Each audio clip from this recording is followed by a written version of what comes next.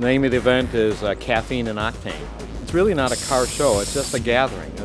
There's no awards, there's no judging, we don't go around, it's just people show up with their cars, and people like to walk around and have a cup of coffee and see what everybody has. It's just a wonderful gathering of people. Today I brought my 67 Barracuda convertible. One day I went right down here towards the Marietta Square, and here was this car sitting in the gas station. I stopped in there, and one thing led to another. I ended up being able to buy it. That started a 4-year restoration. The engine is got a couple modifications in it so that it makes substantially more horsepower than they ever did back in 1967. It's just a beautiful car to drive. It's a lot of fun.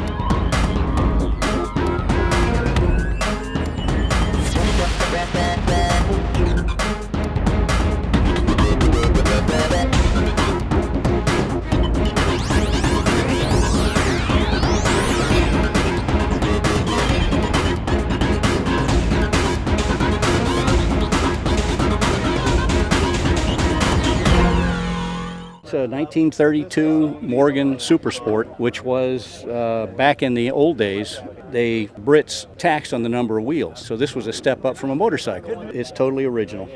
It's set up as a sports racer. I've had it barely up to 100. Like, this is your throttle here. Oh, man. This is choke. This is spark advance retard. This actually has a reverse. So before that, they were 2 speeds, and you had to pick them up, turn them around when you wanted to go backwards. It's a 1946 Dodge pickup truck, and it took me almost 10 years to get it to this stage. Today, I drive it about 6 days a week. It's got rack and pinion steering, power disc brakes, heater, air conditioner, power windows, tilt steering wheel. This is a real standard color.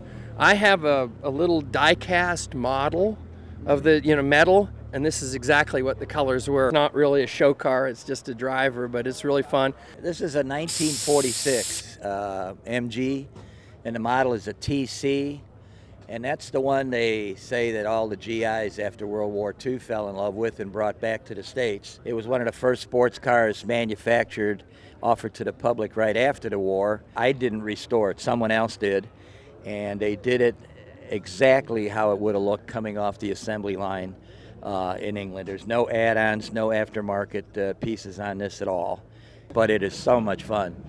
All the cars left the factory right-hand drive. All the cars left the factory with only one tail light, and I just have fun with it. Well, it's a 1950 Mercury.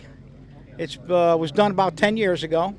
It's chopped, channeled, shaved. It's got a 460 Ford engine, 375 horsepower. The paint is a Cadillac color called Crimson Pearl Tint. The grille was made by Sam Barris back in the 50s and 60s. It's a 375 horsepower engine, very, very reliable. It's got about 8,000 miles on it. Every nut and bolt has been changed on the car. It's a good driver.